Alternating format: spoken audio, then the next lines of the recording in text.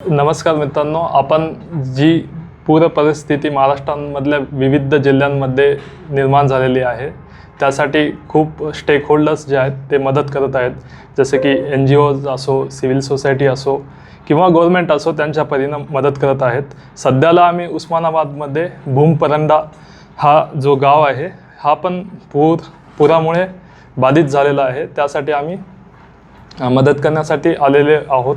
लोकसेवाची सर्व टीम आलेली आहे.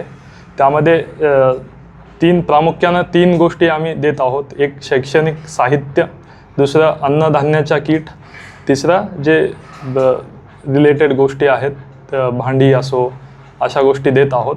तर याचा एकमेव उद्देश असा आहे की सर्वांना हे माहीत व्हावं की ही परिस्थिती भीषण आहे आणि सर्व जे बी समाजाचे घटक आहेत त्यांनी यामध्ये यावं आणि त्यांच्या परीनं मदत कार्य सुरू करावं अशी मला अपेक्षा आहे. धन्यवाद.